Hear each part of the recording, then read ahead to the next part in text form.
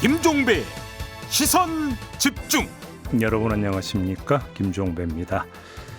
하나의 테마로 세상을 읽는 테마 시사 시간인데요. 자, 오늘은 3.1절을 맞아서 이름 없는 다수, 민중, 이들의 힘을 보여주는 민중운동에 대한 이야기를 나눠보려고 합니다. 3월 1일 일요일 김종배의 시선 집중 광고 듣고 시작합니다.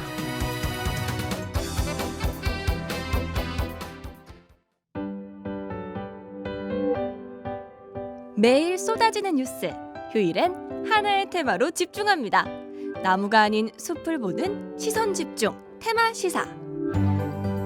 네, 두 분과 함께하겠습니다. 노숙인의 인문학자, 인문공동체 책고집의 최준영 이사장 모셨고요. 어서 오세요. 안녕하세요. 사회학자 오찬호 작가 모셨습니다. 어서 오세요. 안녕하세요.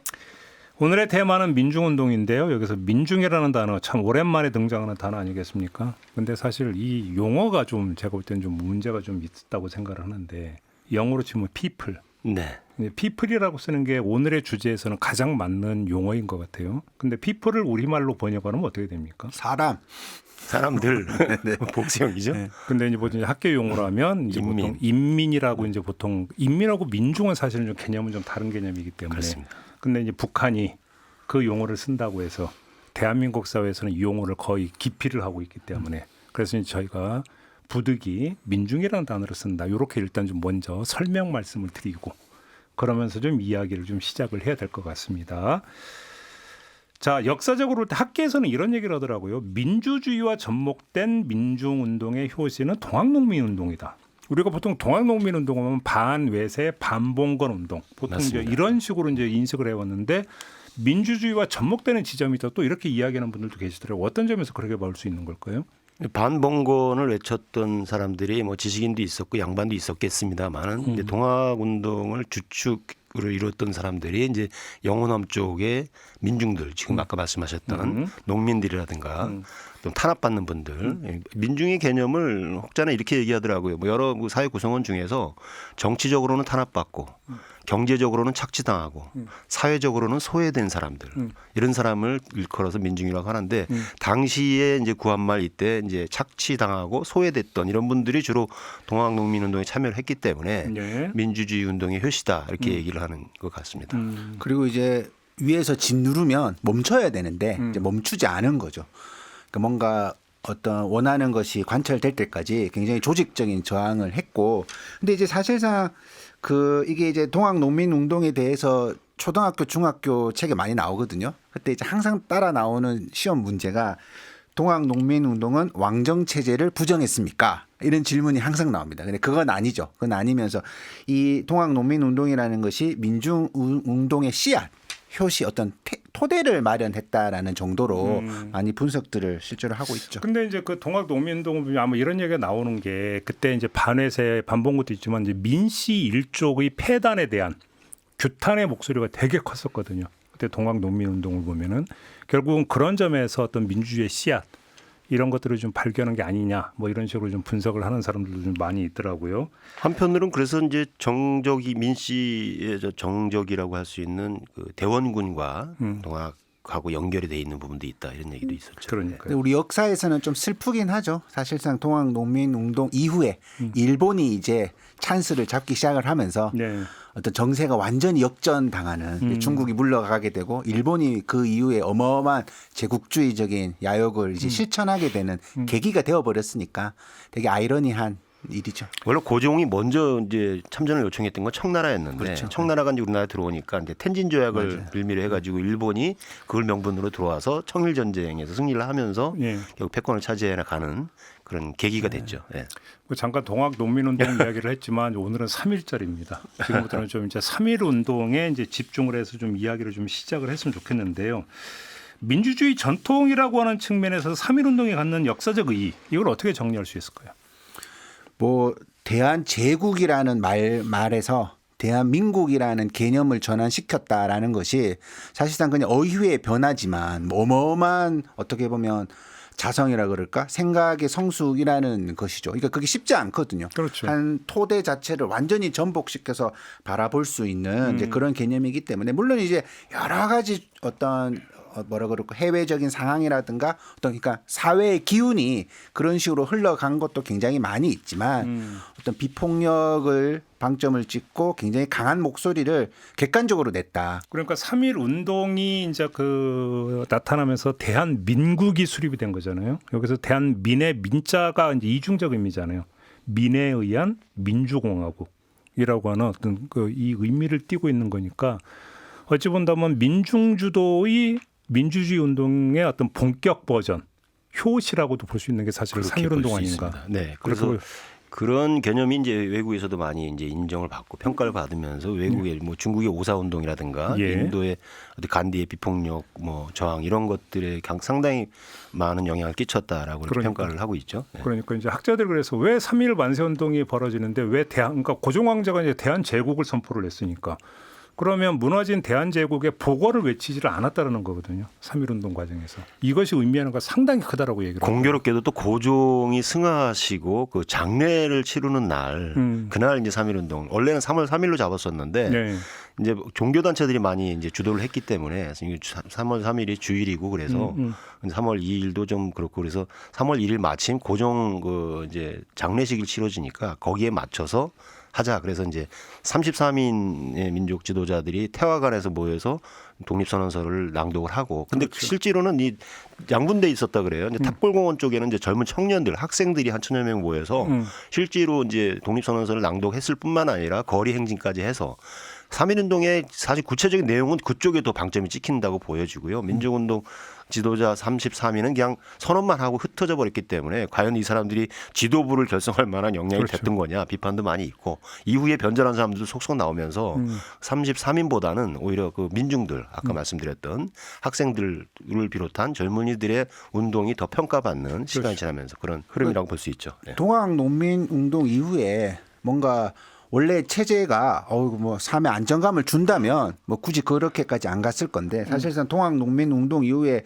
국제 정세가 거의 뭐 조선 대한제국은 동네북 거의 동네북 수준이라는 것을 다 체감을 하게 되는 거죠. 그러면서 이제 뭐 윌슨의 민족 자결주의라든가 그렇죠. 여러 가지 얘기들이 나오기 시작을 하면서 뭐라 그럴까 사회와 개인의 관계를 바라보는 관점 자체를 완전히 틀어버리는 이제 그런 일들이 벌어졌고 해외 같은 경우는 우리가 또 민주주의를 얘기할 때 해외 같은 경우에는 발명해서 확산했다라고 표현을 하고 한국 같은 경우에는 수입을 해서 투쟁했다라고 표현을 하거든요. 예. 하는데 그 이제 수입을 했고 그 과정에서 그것은 굉장히 뚜렷한 목적을 획득해야지만 투쟁의 결과물이기 때문에 굉장히 선명한 저항을 했다라고 볼 수 있습니다. 그러니까 3.1 운동 이후에 바로 이제 상해 임시정부가 수립이 되는 거잖아요. 그렇습니다. 네. 그러니까 이게 이제 결국은 상해 임시정부로 수립이 됐던 것은 결국은 3.1 운동의 핵심적 내용이 무엇인지를 보여주는 하나의 아주 대표적인 증자가 바로 그것이다. 그렇습니다. 이렇게 좀 이해를 해야 되는 거잖아요. 네, 또 그 원래 이제 이 3.1 운동이 자꾸 이제 뭔가 지식인들이 볼 때 야 이거 우리도 조금 꿈틀거리는 거 보여줘야 되는 거 아니야? 약간 저항 퍼포먼스 같은 개념으로 이제 시작을 한 거죠 처음에는. 근데 이게 장난이 아닌 거예요. 민중이 요구하는 바가 그냥 그 정도 수준이 아니라 진짜 지금 바꿔야 된다라는 소리가 들어왔고 상해 임시정부로 이어진다라는 것이 그런 어떤 흐름에서 굉장히 의미가 있다고 볼 수 있습니다. 그때 자세한 통계가 있겠습니다만은 사실 그때 한반도의 인구가 뭐 1,000만 약간 상회하는 정도일 것 같은데 3.1 운동에 참여한 연인원이 100만 명이 넘습니다. 106만 명이 참여를 했다라고 하고요. 900여 명이 사망을 했고 4만 7천 명이 구속이 되고 이건 조선통독부 공식 통계고요. 실제로는 이보다 더 많은 사람들이 죽고 더 많은 사람이 참여하지 않았을까 싶고요. 이러니까 보면 아주 거국적인 어떤 그런 운동이었지 뭐 아까 말씀드린 단지 해프닝은 절대 아니었다. 그래서 사실 우리 그 대한민국의 정통성을 얘기할 때 3.1 운동 기점, 그러니까 상해 임시정부가 나온 1919년부터를 봐야 된다라고 하는 민주진영의 주장에 대해서 이승만 정권부터 봐야 된다. 그래서 뭐 그 논쟁이 한참 있었죠. 근데 아직도 채 정리되지 않은 그런 감이 좀 있습니다. 그래서 헌법이 바뀐다면 이 부분부터 명확하게 우리의 정체성을 바로 세우는 것부터 출발해야 되지 않을까라는 생각을 해봅니다. 그러니까 이제 3.1 운동으로부터 어떤 민주주의 전통을 찾는 이 흐름은 좀 분명히 있는 것 같고 이제 그 이후에 이제 4.19 혁명이 있었고 5.18 광주 민주화 운동이 있었고 6월 투쟁이라고 흔히 부르는 60 이게 있었고 민주화 운동이라고. 예. 그다음에 이제 탄핵 촛불이 있었고 내란 응원봉 있었고 면면 이어지는 전통이 있지 않습니까? 네, 그리고 이것이 자발적인 민중주도의 민주주의 회복운동, 구현운동 이렇게 정리할 수 있는 거겠죠. 하나의 계통이 확실하게 서는 거 아닙니까? 그렇게 볼 수 있습니다. 네. 보통 이제 요즘은 민중, 민족이란 말을 거의. 잘 쓰지 않으려고 하는 이유가 사실상 그러니까 어떤 이렇게 내 속에 있는 민족감 혹은 어떤 그런 소속감이라는 것이 좀 배타적으로 오히려 드러날 수 있는 그런 우려 때문에 그 민자라는 걸 잘 쓰지 않는데 가끔 이런 계보를 보고 있으면 정말 뭔가 피가 흐르는 건가 이런 생각이 들 정도로 어떤 분은 그렇게 얘기를 해요. 그 지나온 어떤 대한민국의 100년의 역사에서 대한민국의 중대한 어떤 기로에 섰을 때, 그다음에 위기에 섰을 때 나라를 구한 건 결국은 민초다. 이제 보통 또 민초라는 표현도 흔히 쓰긴 하는데 민초들이다. 이런 얘기를 많이 하거든요. 그렇게 또 어떤 그런 민중들의 어떤 주체적인 역량에 의해서 나라의 운명을 타개했던 것은 되게 자랑스러운 역사라고 봐야죠. 그리고 대한민국에서. 그거를 조금 뒤집어 보면 계속 민주주의 시스템 자체가 좀 허약했다. 그러니까 계속 뭔가 문제가 생기니까 민중들이 들고 일어서야 되는 일들이 반복되었다라는 것이니까 회복력이 좋다라는 것은 또 시스템 자체가 갖고 있는 취약성을 또 드러내는 것 아닌가라는 그런 진단도 있습니다. 여담입니다만 예전에 이제 학생운동권 이쪽에서는 이제 민중을 주요 모션으로 놓을 거냐, 또 민족을 주요 모션으로 놓을 거냐 해서 뭐 옛날 아이고 치열했죠. NL, PD 이렇게 네. 나눠가지고 지금도 서로 싸워요. 논적 갈등을 벌이기도 하고 제가 옛날에 잠시 몸담았던 모 신문사 한겨레 신문사인데요. 거기서도 보면 편집부 내에서 그 신문 기사하고 상관없이 뭐 어떤 사건이 터지면 그걸 NL계가 어떻게 반응하고 PD계가 어떻게 반응하고 막 싸움도 하고 그랬던 기억도 나고요. 지금도 그게 뭐 내연에 있는 문제인 것 같기도 하고요. 근데 민족이라는 개념이 우리나라에서만큼 이렇게 혼용되고 잘못 사용되고 이런 나라가 있을까? 물론 이제 분단 현실 때문에 민족이라는 게 대두가 되긴 하지만 민족의 의미나 개념도 정확하게 알지 못한 채 민족을 부르짖는 사람들이 굉장히 많이 있는 것 같아요. 그래서 사실은 뭐 옛날 그 역사학자들이 보면 에르네스트 르낭이라든가 뭐 무슨 이런 사람들, 베네딕트 앤더슨 이런 사람들은 뭐 민족이라는 건 실체가 없는 거다. 상상의 공동체에 불과한 거다라고 얘기하는데 우리는 그쵸 마치 지역 공동체 또는 인종 공동체, 언어 공동체, 문화 공동체 이게 다 하나로 묶여 있다 보니까 민족이라는 개념이 더 많이 강조되고 그랬던 게 아닌가 싶습니다. 민족이라는 게 상상된 공동체라는 것도 사실은 유럽 입장에서 나온 진단일 수도 있어요. 그렇습니다. 역사적 배경이 우리나라랑 또 완전히 다르지 않습니까? 왜냐하면 유럽이라는 나라가 국경선이라고 하는 게 우리나라처럼 한반도 딱 정확하게 떨어져 있는 게 아니라 국가 간에 서로 밀접해 있고 국경선이 아니, 수시로 바뀌고 얼마나 많이 바뀌었어요. 그러니까 국경선이. 말이죠. 남미가 지금 현재 그런 꼴이거든요. 남미는 사실은 그 본인들의 문화, 인종 이런 거 상관없이 그 점령자들에 의해서 정복자들에 의해서 인위적으로 선이 그어져서 국경선이 생겨났기 때문에 그 남미 국가 간의 어떤 민족주의 이런 거보다는 사실 남미 전체의 민족주의 이런 거에 이제 천착했던 게 우리가 잘 알고 있는 남미의 혁명가 체게바라 아닙니까? 과테말라니 뭐 볼리비아니 뭐 쿠바니 뭐 등등 온 나라들을 다니면서 이제 남미 민족주의를 외쳤던 사람인데 우리는 조금 지형이 다르죠. 아까 유럽이나 남미에 비해서 우리나라 같은 경우 독특한 이제 지형적 위치가 있으니까. 다시 좀 돌아와서 이야기를 하면 뭐 지금 4.19, 5.18, 60, 탄핵 촛불, 내란 응원봉 쭉 개통 이야기를 했지만 거의 대부분이 비폭력 평화 방식이었거든요. 5.18 광주 민주화운동 같은 경우는 어찌 본다면 그거는 계엄군의 폭력에 의해서 어찌 본다면 전두환이 그런 이야기를 했지만 이건 시민들의 자유권 발동 오히려 그렇게 해석을 해야 되는 부분이 있고 이 어떤 방식에서도 분명히 하나의 계통을 갖고 있었다고 봐야 되는데 그 연원이 결국은 3.1운동으로부터 이제 그 비롯됐다고도 볼 수 있는 거 아닙니까?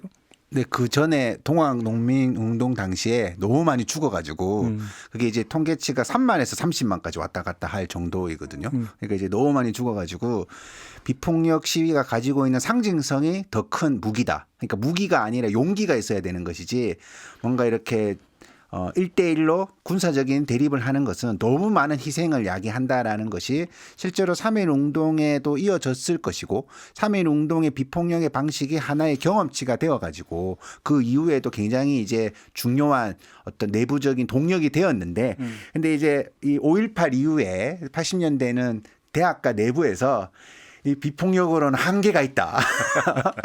혁명을 위해서는 더 큰 뭐가 필요하다라는 논의가 또 굉장히 치열하게 있었던 것이죠. 굉장히 중요한 지점을 지금 짚어주셨는데요. 그러니까 무력의 어떤 그 비대칭성, 그러니까 관군이나 일본군에 비해서 현저하게 무기나 이런 무력을 그 한계를 가지고 있는 농민군들이 결국은 같은 무력 시위를 했을 경우에 어마어마한 피해를 입는다는 걸 이미 역사적 교훈으로 알고 있기 때문에 뭐 비대칭적인 상황에서 무력으로 맞서봤자 이거는 뭐 학살에 가까운 탄압을 받을 테니까 그보다는 비폭력을 주장하는 것이 오히려 합리적인 방법일 수 있겠다 이렇게 이제 전환이 된 거라고 볼 수 있고요. 우리가 이제 인도 같은 데 영향을 많이 줬다 그래서 인도의 간디한테 영향을 많이 줬다 그러는데 사실 인도의 민중운동은 간디가 아니라 안베드카르라는 사람, 그러니까 불가촉 천민 출신 1억 7천 명 정도 되는 그 달리트들을 대표하는 이 사람들이 이제 소위 말하는 민중운동을 인도에서 했고 독립운동에 굉장히 기여를 많이 했는데 우리는 인도에 영향을 줬다 그러면서 인도의 간디에게 영향을 줬다 이렇게만 단순하게 얘기하고 많은 경우들이 있어서 그 안베드카르라고 하는 그 민중운동 지도자에 대해서 우리가 좀 기억할 필요가 있고 3.1운동과도 연결이 된다라고 볼 수 또 하나 있습니다. 분명 그러니까 3.1운동이 그렇게 했다고 해서 일제가 만행을 안 저질렀느냐 아니죠. 유혈 진압도 했습니다. 그것도 분명히 좀 짚고 넘어가야 될 문제라고 생각을 하고요. 근데 또 하나 짚어야 되는 부분은 4.19 혁명 같은 경우는 결과적으로는 박정희의 쿠데타로 연결이 됐고 5.18은 전두환의 집권으로 결국은 또 이어졌고 60 같은 경우도 노태우의 대통령 당선으로 귀결이 됐거든요. 여기까지만 놓고 본다면 이것이 의미하는 바는 뭐라고 보십니까? 뭐 일단 그냥 좀 심플하게 보면 4.19라는 그 시대는 뭐 객관적으로 너무 가난한 시대였기 때문에 그것이 좀 구체적인 개혁으로 나아가는 어떤 한계. 그다음에 이제 박정희라는 사람이 가져다 주는 뭔가 그 당시에 어휘적인 혁명에 관한 매력 이런 것들이 이제 좀 앙상블을 이뤘던 것이겠죠. 5.18 같은 경우에는 이제 1995년이 되어서야 복원이 되는 거니까 그러니까 사실상 이제 실패한 혁명이었죠. 그 당시에는. 그리고 이제 6월 항쟁 같은 경우는 이제 말 그대로 정치 공학에 완벽하게 이제 지게 되는 이제 그런 일들이 벌어졌다라고 볼 수가 있겠죠. 역사라고 하는 것을 단기적으로 볼 것이 아니라 긴 역사의 과정을 생각해 보면 저는 해겔이 얘기했던 미네르바의 부엉이는 항원역에 나타난다. 그러니까 그런 것들이 당장은 어떤 군부 정권이나 이런 것들이 들어서게 하는 것처럼 보였지만 지나서 뭐 그 4.19 이 끝에 이제 박정희 시해 사건이 터지고 나서 서울의 봄이라고 하는 걸 통해서 민중들의 운동이 분출되기 시작했고 또 5.18 통해서 전두환이 정권을 잡았지만 결국은 DJ 정권까지 이어지는 그 뒤늦게 이어지는 또 뭐 60을 통해서 노태우가 정권을 잡는 바람에 사실 그때 당시에 뭐랄까 청춘들이 그야말로 시리에 빠지고 좌절하고 그래서 이제 무라카미 하루키의 상실의 시대가 베스트셀러가 됐던 이유도 1970년대 일본의 적군파가 사라지고 나서 일본 젊은이들의 상실감 이런 것들이 반영된 소설이어서 그랬던 것처럼 80년대에 지난하게 운동을 했던 운동권뿐만 아니라 청춘들이 90년대에 노태우가 정권을 잡는 와중에 굉장히 시리에 빠지고 그러면서 문화 기조로서 포스트 모더니즘이나 새로운 것들이 나오기도 하고 그러면서 뭔가 달래려고 했지만 그 흐름 속에서 결국은 DJ 정권이 탄생을 하고 뒤늦게 뭐 그랬던 거 아닐까 싶고요. 그래서 일본은 적군파가 아니라 전공투 아니었어요? 죄송합니다. 적군파는 이제 독일이었고. 예, 죄송합니다. 전공투 논쟁. 전공투. 네, 맞습니다. 네, 용어가 오랜만에 들어보는 명칭입니다. 아무튼. 근데 이게 또 이제 그 또 다른 양상에 나타나는 게 탄핵 촛불은 문재인 대통령의 당선으로. 그다음에 응원봉은 이재명 대통령의 당선으로. 다시 말해서 이어지면서 민주정권의 탄생으로 이어져 버렸던 부분이잖아요. 네네. 그것은 그만큼 민주 역량이 성숙했다. 더 성숙해졌다. 이렇게 볼 수 있는 겁니까? 어떻게 봐야 되는 겁니까? 어떻게 보면 그 앞선 사례를 통해 가지고 뭔가 혁명이라는 것의 핵심적인 것은 정권의 체제의 객관적인 변화 없이는 불가능하다라는 거고 또 과거에 보여줬던 뭐 정치적인 변형은 있지만 뭐 이렇게 표현을 하죠. 과거에는 그러니까 민주 세력이 제도권의 문을 열고 빈자리에 들어가서 앉았다라는 식으로 설명을 하죠. 그러니까 원래 있던 사람들이 다 사라지는 게 아니라 그냥 몇 가지 자리를 얻어가지고 그 제도권의 기득권이라는 것은 사실 그대로 유지되는 역사가 너무 깊었기 때문에 어떤 이제 혁명이라는 것이 객관적인 정치 체제의 어떤 변화로 이어지지 않는다면 이제 그것에 대한 결과가 마무리가 덜 되었다라고 보는 인식이 문재인 이재명 정부의 등장을 설명할 수가 있을 것 근데 같습니다. 문재인 정부를 민주정부라고 할 만한가요? 왜요? 아니 그 등장을 그러니까 한 등장인데 개념으로만 저는 본다면. 그 촛불 정신을 심대하게 훼손한 정권이 문재인 정권이라고 생각을 하고요. 그 훼손의 결과로 사실은 나타나서는 안 될 윤석열 대통령이 나타난 거고요. 이제 와서 이제 키세스 뭐 또는 그 빛의 혁명 이런 것들을 통해서 이제 이재명 정권이 들어선 게 제대로 이제 온 게 아닌가 싶습니다. 사실 촛불 정신을 과대 대표였죠 문재인.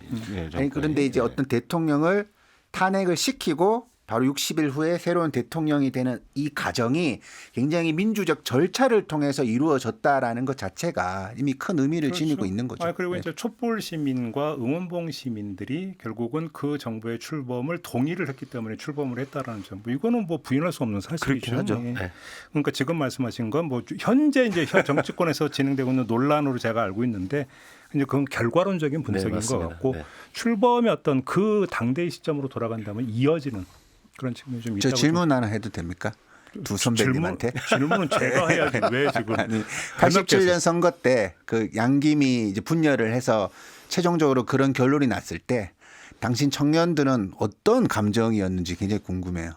근데 사실 제가 기억하는 건 그때 청년 세대도 갈려져 있어가지고 맞습니다. 뭐 예를 들어서 비판적 지지, 그다음에 또 백교환 선생도 있었기 때문에 맞아요. 맞습니다. 갈라져 있었죠. 청년들도. 그러니까 예를 들어서 뭐 정치권과 어떤 청년들이 그러니까 이렇게 대립항으로 이렇게 있었다. 이렇게도 볼 수가 없어요. 저는 그날 잊혀지지 않는 게 중앙도서관에서 이제 그 로비 활동을 하지 않습니까? 도서관에서 커피 한 잔씩 들고 그 한 명씩 한 번씩 물어봤어요. 몇 번 찍었니 몇 번이었는데 5명이 모였는데 5명이 다 3번을 찍었다는 거예요. 그래서 야 DJ가 당선이구나 그랬는데 3등했더라고요.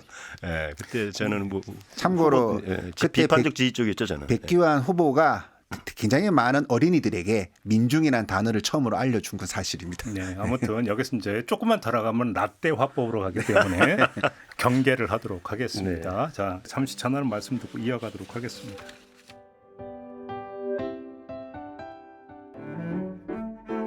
여러분은 지금 시선집중 테마 시사를 듣고 계십니다. 네, 김종배의 시선 집중 일요일 코너 테마 시사 두 분과 함께하고 있습니다. 최준영 이사장, 오찬호 작가 두 분과 함께하고 있는데요. 오늘의 테마는 민중운동입니다. 더 구체화한다면 민중주도의 민주주의 운동 이렇게 좀 정리를 할 수 있을 것 같은데 여기서 제가 이 질문을 좀 드려야 될 것 같습니다. 그냥 민주주의 운동이라고 하지 않고 민중주도의 민주주의 운동으로 이렇게 좀 제한을 둔 이유는 역사적 사례에서 그때 이른바 기득권층 그다음에 정치 세력은 그러면 이런 어떤 민주주의 운동에 전면적으로 팔걷어붙이고 나섰던 것이냐. 이 점을 좀 그러니까 짚기 위해서 이렇게 좀 제안해서 용어를 선택했는데 어떻게 평가를 해야 될까요? 오찬호 작가님은 어떻게 평가하십니까? 그러니까 엘리트가 어떤 식으로 참여를 했느냐라고 질문을 던지면 그 역사의 순간순간마다 어떤 제도권 정치인이 정말로 몸을 바쳐서 헌신을 해줬다면 여러 가지 어떤 사정에서 우리의 역사가 달라질 수도 있었을 것이다라고 생각이 들 정도로 어떻게 사람이 정치권 제도권 정치 안에 들어가면 저렇게 허약하게 변하지? 저렇게 뭔가 계산을 하면서 정치를 하지라고 생각이 들 정도로 기대감 자체가 굉장히 낮은 것도 굉장히 강하고 그다음에 민중의 힘, 그러니까 아래로부터 이루어지는 어떤 요구라는 것의 그 의미를 우리나라 사람들이 이제 천천히 몸으로 새겨가는 그런 역사 속에서 움직여 갔다라는 생각이 들고 저는 개인적으로 그런 민중 운동의 의미가 어떻게 보면 이제 그 제가 초등학생, 중학생들한테 강연을 할 때 이런 사례를 드는데 우리가 이제 그 국기에 대한 맹세가 나는 자랑스러운 태극기 앞에 몸과 마음을 바쳐 충성을 다할 것을 맹세합니다. 이게 뭐 몸과 마음을 다 바쳐 충성을 한다라는 거잖아요. 근데 그게 이제 2007년도에 나는 태극기 앞에 자유롭고 정의로운 대한민국을 위하여라는 어떤 시민의 의미로서의 내가 이 나라를 감시하겠다라는 의미로 변화가 되거든요. 이제 그런 어떤 동력의 힘이라는 것이 그냥 어떤 문자로 나온 것이 아니라 이런 민중운동 역사에서 객관적으로 드러난 사실이다. 이렇게 보고 싶습니다. 저는 이거를 이제 순서를 한번 생각해 본 적이 있는데 민중운동의 역사를 쭉 살펴보면 항상 제일 앞에 섰던 것들은 청년, 민중들이고요. 바로 뒤에 따라붙는 게 종교고요. 그 뒤에 따라붙는 게 재하고요.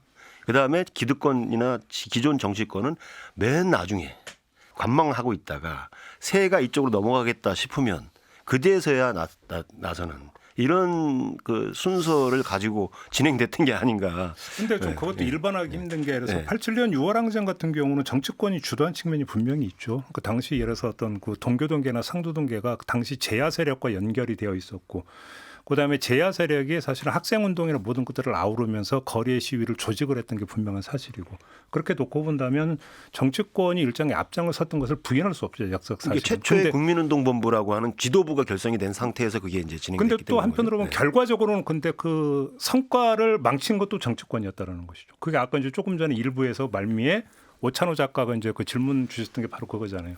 그때 정치권이 어떻게 하느냐에 따라서 6월 항쟁의 민주주의적 성과가 어떻게 개성되느냐의 문제였었는데 그거 갈려버림으로써 분열됨으로써 그러다 어떤 그 6월 민주항쟁에 어떤 참여했던 사람들도 갈라버리는 이런 결과를 벌인 주역이 또 정치였고 근데 또 사실 촛불 탄핵 국면과 내란 그 탄핵 국면도 양상이 좀 다르죠. 사실을 따지고 보면은 제 기억이 맞는지는 뭐 정확하지 않을 수도 있겠습니다만 촛불 탄핵 때 광장에서 정치권을 대하는 태도와 내란 탄핵 국면에서 정치권을 대하는 태도는 상당히 좀 달랐어요. 오히려 이제 촛불 탄핵 국면에서는 정치권에 대해서 일정의 거리를 두는 그런 현상이 분명히 있었죠. 근데 내란 어떤 탄핵 국면에서는 오히려 당시 어떤 그 야당의 역할이 없었다라고 한다면 탄핵까지 갈 수가 없었던 것이고 의사당에서 자기 역할을 그렇죠. 하고 예, 예. 어떤 광장의 응원봉 시민하고 이게 결합이 됨으로써 사실은 그걸 극복할 수 있었던 것이고 그렇게 놓고 본다면 굵직굵직한 역사적 어떤 사건에서 정치권의 역할은 좀 일정하게 조금씩 달랐던 일반화할 수 있는 부분은 좀 하기는 좀 쉽지는 않은 부분이 좀 있는 이게 것 같아요. 정치에 대한 어떤 혐오라고 하는 용어가 요즘 많이 쓰이고 있는데 네. 그 정치 혐오 내지는 정치에 대한 실망감의 원조는 그런 것 같아요. 아까 오찬호 작가가 지적했듯이 4.19 이후에 젊은 새로운 신진 정치인들이 많이 4.19 세대라는 이름으로 정치권에 들어갔는데 하는 행태들을 보면 저 사람이 대체 변혁운동을 했던 사람이 맞나 혁명에 참여했던 주도 세력이 맞나 실망감을 주게 하고요. 60 이후로도 뭐 특히 이제 젊은 세대 그때 86세대라 그래갖고 많은 사람들이 정치권에 들어갔는데 그 86세대가 정치권에 들어가서 한 행태들을 보면 과연 저 정치 어떤 하나의 어떤 진영으로서의 제대로 역할을 하고 있는가 너무 세대를 과대 대표하고 있는 게 아닌가. 그래서 세대를 대표한다고 하지만 세대의 어떤 요구나 이런 것들은 전혀 반영하지 못하는 지들끼리의 패거리 정치에 머물러 있는 게 아닌가. 정치 지도자로 성장하지도 못하고 뭐 이러면서 계속 다른 어떤 기회를 그러니까 보수 쪽이나 기타 다른 진영에 오히려 기회를 주는 빌미를 제공하는 그런 허튼 정치를 많이 해서 정치에 대한 실망. 저 사람에 대해 기대 굉장히 많이 했는데 저것밖에 못해? 그러면서 이제 실망이 이제 극단화된 게 이제 혐오까지 오게 된 게 아닌가 싶습니다. 알겠습니다. 좀 다음 질문으로 넘어가드리면 사실은 이건 아까 우리 오찬호 작가가 답을 미리 주신 거긴 한데 이런 얘기가 사실은 좀 많이 있었어요. 민주주의 제도라는 것은 대한민국에서는 이식된 것이다. 이식된 것이고 어떤 시민들의 자발적인 어떤 혁명 운동으로 시작이 돼가지고 민주주의 제도를 구축하는 이런 과정이 서구와 같은 과정이 없었다. 대한민국은 이런 얘기를 좀 학자들이 참 많이 했었거든요. 민주주의 제도라는 게 이식된 제도였다고 그러는데 우리가 지금 봤듯이 지나온 100년의 역사를 보면은 어떤 민주주의적 의식과 민주적 역량은 대단히 높았다고 봐야 되는 거거든요. 자, 이거를 어떻게 설명할 것이냐 이렇게 놓고 보면 아까 3.1운동 같은 경우가 어찌 본다면 민중주도의 민주주의 운동의 효시라고 본다면 우리가 민주주의 제도는 모르겠지만 민주주의 정신이나 이런 것들은 뿌리가 있는 나라다라고 오히려 이렇게 봐야 되는 거 아닐까요? 어떻게 생각하십니까? 그러니까 민주주의라는 그 단어가 이식된 것이고 그렇죠. 사실상 민주주의라는 것이 뜻하고 있는 민중에 의한 지배라는 뜻이잖아요. 그게 이제 그리스어가 그러니까 그런 것은 굉장히 오랫동안 추구해 왔던 혹은 요구해 왔던 그렇죠. 어떤 것들이 연결된 것이기 때문에 제도적 스타일 그러니까 그러면 그게 뭐냐? 사법부가 독립을 해야 되고 어쩌고 저쩌고 하는 법을 이렇게 만들어야 되고 그런 것들에 대한 것이 이제 급속도로 이식되었다라는 측면에서 좀 그렇게 볼 필요가 그렇죠. 있고 또 굉장히 좀 재밌는 변수를 가지고 분석하시는 분들도 뭐 굉장히 많이 있습니다. 어떤 건데? 그러니까 이제 이렇게 민주주의가 이렇게 급속도로 또 하나 체계를 잡아가게 되는 어떤 이유가 결국은 어떤 진보적인 민중운동 이런 것들이 자리를 잡은 건데 그럼 그 진보적인 민중운동이 어떻게 가능을 했겠느냐라고 질문을 던져보면 대단히 역설적으로 이제 또 굉장히 단기간에 산업화에 성공을 하게 되면서 노동자 계급이라는 것에 대한 정체성이 실제로 형성되는 측면도 굉장히 강화되고 또 그 과정에서 중산층 그러니까 386 세대를 박정희의 아이들이라고 분석하기도 하거든요. 있거든요. 그러니까 이제 대학을 많이 가기 시작을 하면서 이제 좀 뭔가 형편이 좀 좋아지면서 그것이 의식의 확장으로 이어진 측면이 예를 들어 단기간에 민주주의 성숙도 만들어 놓았다라는 것도 있고 또 어떤 분은 유교의 역설로 분석하기도 합니다. 유교의 엄숙주의가 그냥 어떤 것에 대한 어떤 이 뭐 사상이나 이런 것들은 이제 조금 이제 과거의 것이지만 자신들이 합의한 거에 대해서는 굉장히 일사불란하게 움직이도록 하는 것이 있다는 거죠. 그래서 우리나라 옛날에 학생 운동권이 그 뭐 굉장히 권위적이었거든요. 이제 그런 것들이 보면 대오를 탄탄하게 구축을 했고 그런 과정에서 근현대사의 몇 가지 굵직한 사건과 겹쳐지면서 민주주의 역량 자체가 객관적으로 만들어지지 않았나라고 분석도 합니다. 우리가 오랫동안 봉건 사회에 억눌려 있었지만 우리나라가 한반도의 지형이 그렇고요. 굉장히 압축돼 있는 우리 산악지대가 많기 때문에 만약에 그걸 어떤 사람이 이렇게 상상력을 발휘하더라고요. 구릉이나 산악 지역을 평평하게 다 펴고 나면 지금 우리 국토의 한 10배 이상 될 거다. 그 정도로 고도로 응축된 어떤 공간 속에 살아서 그런지 굉장히 격하고요. 에너지가 많고요.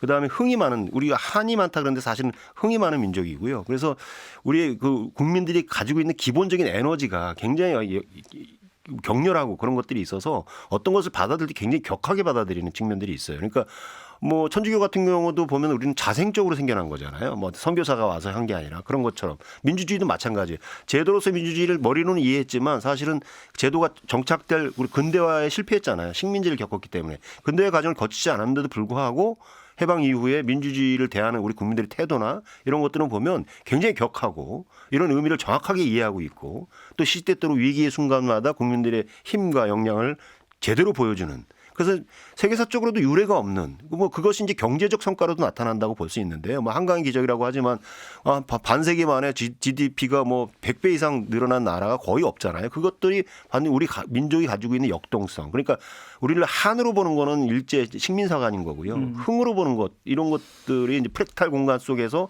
계속 무한 반복되는 어떤 그 에너지 이런 관점으로 보자. 그래서 저는 민중운동도 그런 관점의 일환이라고 볼 수 있다고 생각합니다. 네. 흥은 좀 다른 문제이긴 한데 제가 그렇게 얘기하는 분도 보니까. 있어요. 네. 한의 정서를 흥으로 풀어낸다. 뭐 그렇게 얘기하는 사람도 있어요. 그런데 뭐 그런 거는 이제 월드컵 할 때 정도가 중요하고. 그러니까 그 문화로만 고착화시킬 게 아니라 이것이 이제 정치 운동이라든가 민중 운동 다 연계돼 있다고 생각하는 거예요. 근데 저는 그 인상 깊게 봤던 글이 하나 있는데 그거를 어떤 식으로 분석하는 사람이 우리나라의 마당놀이를 가지고 분석하는 분이 맞습니다. 있어요. 네네. 그러니까 해외의 어떤 그 원래 이제 그 극의 시초는 연극이잖아요.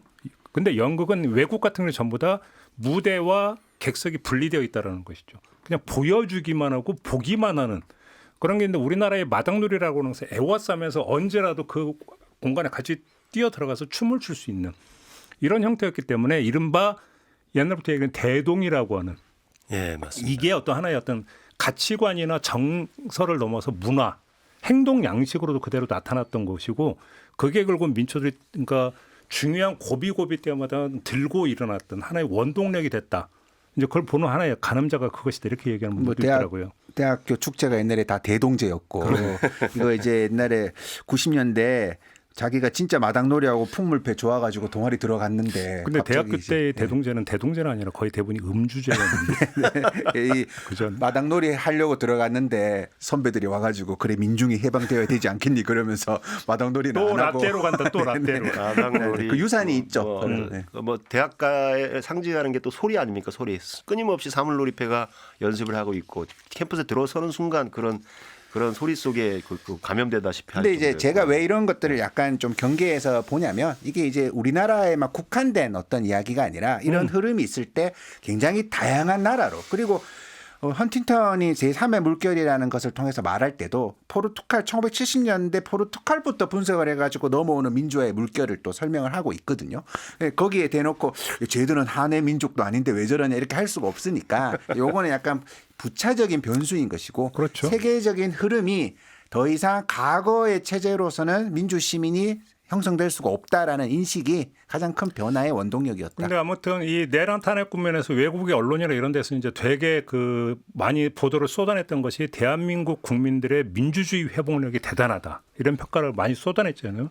거기는 동의하십니까? 충분히 동의하고요. 그 대단한 우리 성과를 보여줬고 많은 사람들이 많은 외국 나라에 어떤 영감을 주지 않았나 싶습니다. 사실은 해외에서 이런 민중들이 일어났던 사례들이 굉장히 많이 있거든요. 옛날에 그 아랍의 봄이라 그래가지고 아랍 네. 국가들의 어떤 민중들이 들고 난 적도 있었고요. 그다음에 월가에서 또 99%대 1%를 얘기하면서 이제 그 일부 부자들이 다 가져가는 거에 대한 저항 운동이 있었고, 근데 사실은 그 끝이 보면 다 흐지부지되고 어떤 제도를 변화시키거나 어떤 국가의 어떤 커다란 족적을 남기지 못한 채 흐지부지된 경우들이 많거든요.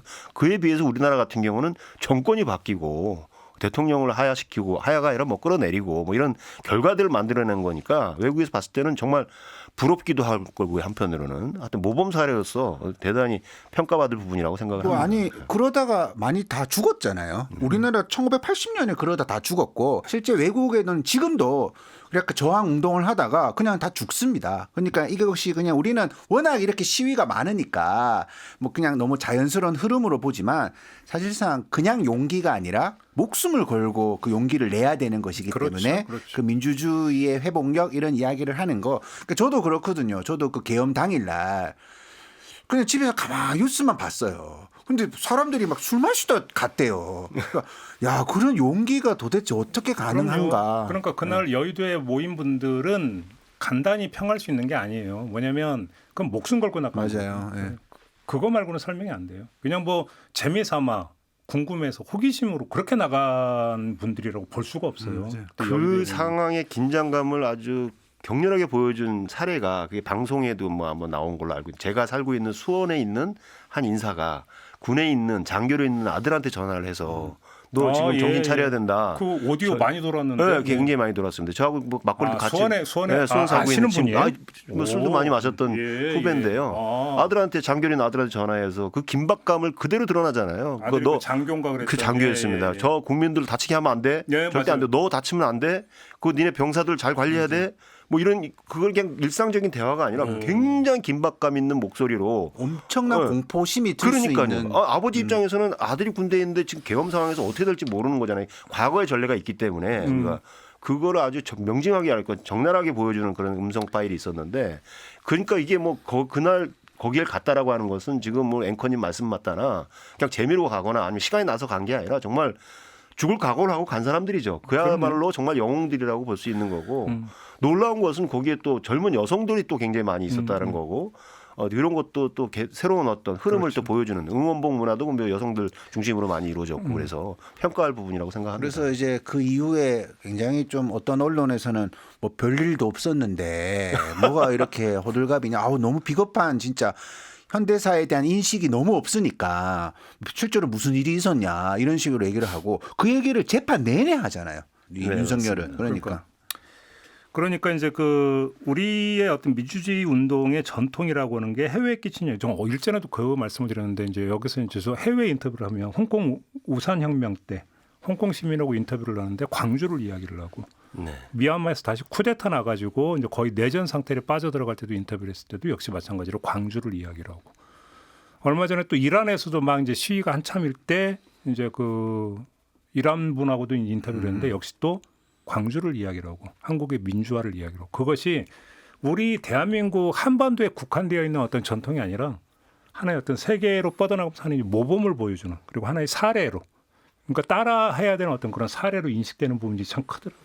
그러니까 K 컬처가 아니라 K 무브먼트. 그러니까 이무리한 행진곡 같은 경우는 같이 부르고 막 이러더라고요. 네네. 그러니까 또 5.18이라는 것이 교훈이 그러니까 실패를 해도 그것이 가지고 있는 상징성이 후대의 연료가 되어가지고 그렇죠. 민주화의 결과로 이어진다는 걸 알기 때문에 그렇죠. 지금 게임이 안 되더라도 내가 할 수 있는 인간으로서의 자부심을 지키려고 하는 그런 동력이 되었다고 볼 수 있죠. 그런 면에서 놓고 보면 응원봉 시민이 지금 노벨 평화상 후보로 추천이 됐다는 거 아니겠습니까? 탈까요? 근데 지금 노벨상이라는 것이 굉장히 좀 정치적으로 많이 수여가 되고 하기 때문에 상징적으로 굉장히 큰 의미가 있다라고 생각됩니다. 근데 이제 노벨 평화상이 뭐 갑자기 어느 순간 약간 좀 이상해져가지고, 예, 하여간 그래도 트럼프 대통령이 가장 원하는 상이시니까. 뭐 간접적으로 받았잖아요. 대신 마차도가 전해줬죠. 근데 이제 점점 이제 상을 받는 사람들이 특정한 누가 아니라 뭔가 대중들 전반을 설명할 수 있다면 그게 어떤 사회의 전반적인 성숙을 드러내는 좀 의미가 있지 않을까. 그렇죠. 아무튼 뭐 저희가 지금 뭐 방송 내내 어떤 그 면면한 민주주의 전통을 좀 이야기를 했는데 사실 이것이 이제 저희가 어떤 계기성에 따라서 그때그때 한 번씩 이야기하고 넘어가는 문제가 아니라 대한민국의 어떤 정체성, 특히나 정신적 정체성으로 확실하게 공인되는 과정이 좀 필요한 것이고 그것의 일환으로 누구나 다 입을 모았던 게 헌법 전문 수정 문제 아닙니까? 여기에 광주 민주화운동도 당연히 포함이 돼야 된다. 거기다 뭐 정청래 대표는 얼마 전에 또 이제 동학 농민운동까지 포함되는 이 이야기를 했는데 아무튼 이것들이 좀 면면한 어떤 전통이 좀 헌법 전문회에서 민주공화국인 대한민국의 하나의 정체성으로 좀 기술되는 문제가 좀 풀려야 될 것 같은데 말은 참 많고 이견도 별로 없는데 잘 안 돼요. 이게. 개헌이 안 되는 저는 주된 이유는 이거라고 생각합니다. 개헌을 할 당시에 현직 대통령이 출마를 할 수 없기 때문에. 그러니까 대통령이 결국은 의지에 달려 있는 문제라고 볼 수 있잖아요. 뭐 국민 투표를 개시를 하든 뭘 하든. 근데 모든 사람들에게 공무단위권, 피선거권이 다 주어져야 되는데 현직 대통령한테는 제한을 걸고 있기 때문에 남 좋은 일 뭐하러 시키나 이런 심리도 작용하는 것 같고요. 조선시대에 보면 지난번에 제가 문묘 얘기했습니다마는 신하들이 왕한테 문묘에 종사시켜 주십시오. 우리 스승님을 그렇게 주청을 아무리 해도 왕이 안 해줘요. 왜냐하면 결국은 그분을 문묘에 종사하면 신하 앞에 가서 자기 절을 해야 되니까 싫은 거예요. 그래서 그 종사를 주청을 한 지가 2대 3대에 걸쳐서 한참 지나서야 문묘에 그 사람 올려주고 그러거든요. 현직 대통령들도 그런 거 같아요. 그러니까 대통령 출마했을 때는 나는 개헌하겠다. 공약 혹은 직간접적으로 개헌의 의지를 밝히다가도 대통령이 딱 되는 순간 이걸 굳이 내가 의지를 갖고 해야 돼? 사실 노무현 대통령 같은 경우도 임기 말에 그 원포인트 개헌 주창했다가 임기 말에 뭐 하는 거야? 이렇게 오히려 빗나간 정책처럼 비춰주기도 하고 그게 가장 큰 원인이 아닐까 이런 생각을 해봅니다. 예. 좀 마지막으로 이 얘기를 좀 하고 좀 끝내도록 하죠. 그러니까 그 내란 탄핵 국면에서 대표적인 이제 상징적인 사건이 남태령 고개. 남태령 고개에서 그러니까 트랙터 농민들을 경찰이 가로막았을 때 많은 시민들이 이제 거기로 달려갔었고 거기서 이제 밤을 새워가면서 여러 가지 이야기가 쏟아져 나왔고 그 다음에 또 남태령 고개만이 아니라 광화문에서도 마찬가지였고 이러면서 이것이 내란 종식을 넘어서 사회 민주화에 대한 어떤 이야기가 좀 쏟아지고 있다. 사실 저희도 이제 그런 것들을 많이 전해드린 바가 있어요. 근데 과연 지금 시점에서 그게 이어지고 있느냐라고 하는. 정치 민주화를 넘은 사회 민주화라고까지 이어지고 있느냐 이 에너지가 이 부분에 대한 평가가 좀 있어야 될 것 같은데 두 분은 어떻게 평가하십니까? 뭐 일상의 민주주의는 굉장히 늦다 이런 얘기가 굉장히 많고 그런데 이제 어떤 정치적인 민주주의 요구하는 민주주의의 수준은 높아졌는데 왜 일상 사회 민주주의 예를 들면 불평등 뭐 노동의 문제 여러 가지가 있는데 그런 거에 어떤 비대칭성을 문제 제기할 수 있다는 것만으로도 뭔가 이제 목표치가 있다는 거죠. 지금 이것이 절대 좋은 사회가 아니야. 우리 사회 자꾸 좋아졌다 그러는데 지금 요즘처럼 또 주가 오르면 뭐 그 자체로 되게 대한민국 대단한 나라처럼 설명을 하는데 굉장히 많은 어떤 노동의 불평등, 어떤 성차별의 문제 등등 여러 가지가 존재하고 있기 때문에 그런 것들을 이제 객관적으로 이게 진짜로 자유로운 민주주의 대한민국의 모습이야라고 물을 수 있다는 것만으로도 사실상 굉장히 의미가 있고 근데 그거를 조금 실제로 논쟁이 시작을 하다 보면 되게 대단히 많은 사람들이 선택적 진보성을 가지고 대하잖아요. 저는 이제 남태령의 그 사건이 의미하는 바가 그러니까 남태령의 그 사건이 가지고 있는 상징성에 동의하는 사람이라면 사회 곳곳의 불평등에 대해서 굉장히 예민하게 반응을 해야 된다라고 저는 믿지만 실제로 대단히 많은 사람들은 정치적 민주주의 어떤 당이 정권을 잡아야 되느냐에 대해서는 진보적이지만 그 세부적인 문제로 가다가 보면 뭐 난민, 뭐 성차별 어쩌고저쩌고 하다 보면 불평등 하다 보면 뭐 어쩔 수 없지 능력주의 사회인데 별 수 있나 이런 식으로 흘러가는 경향이 굉장히 강하다. 그런 선택적 진보성에 대해서 조금 고민할 필요가 있다. 저는 흐름을 좀 봐야 된다고 생각하는데요. 옛날에 장강명 씨가 쓴 표백이라는 소설이 있는데요. 그 주제가 이겁니다. 그러니까 예전에 선배 세대 때는 80년대 90년대까지만 해도 거대 담론이 있었기 때문에 그 거대 담론을 위해서 어깨를 걸고 같이 뛰어다니고 운동을 했었던 시절이 있었는데 그 선배들이 그 세상의 거대 담론들을 다 해소해버렸기 때문에 지금 하얗게 표백돼 버린 세상이다. 그러니까 요즘 젊은이들은 어떤 거시적인 어떤 운동의 그 목표가 사라져버려서 미시적인 운동만 한다는 거예요. 뭐 등록금 투쟁을 한다든지 뭐 젠더 갈등을 얘기한다든지 뭐 이런 것들에 머물러 있다라는 거죠. 그래서 요즘 젊은이들이 뭐 극우화됐다라고 하는 얘기도 나오고 거대 담론이 사라져 버렸기 때문에 그렇다라고 이제 표백이라는 소설에서는 단정을 하고 엉뚱한 방식으로 자신들의 의지를 표출하는 그런 젊은이들의 어떤 문화 기제를 이제 소설에서 담아내고 있는데요. 근데 그것을 다시 한번 뒤엎어준 게 이번에 아까 말씀드렸던 남태령, 키세스, 뭐 밤새 그 추위를 뚫고 이런 것들을 통해서 다시 젊은이들이 이 거대 담론이라고 하는 것, 거시적인 어떤 운동이라고 하는 것에 관심을 갖게 되었다라고 하는 반가운 측면이 있는 반면에 과연 이게 지속성을 가질 수 있을 것인가? 특히나 이렇게 우리가 민주정권이 들어서고 나면은 시민사회 진영이나 이쪽엔 힘이 좀 분산돼 버리거든요. 그래서 지금 이게 뭐 지속성, 사회적 민주주의로 연결될지에 대한 여부는 좀 더 지켜봐야 될 문제가 아닐까 싶습니다. 그렇습니다. 그게 우리의 이제 과제라고 봐야 되는 것이겠죠. 그 과제를 도출을 하면서 오늘 이야기는 좀 모두 마무리하도록 하겠습니다. 두 분 말씀 잘 들었습니다. 고맙습니다. 감사합니다. 고맙습니다. 네, 오늘 이렇게 마무리하고 물러갑니다. 내일 아침에 다시 인사드리겠습니다. 고맙습니다.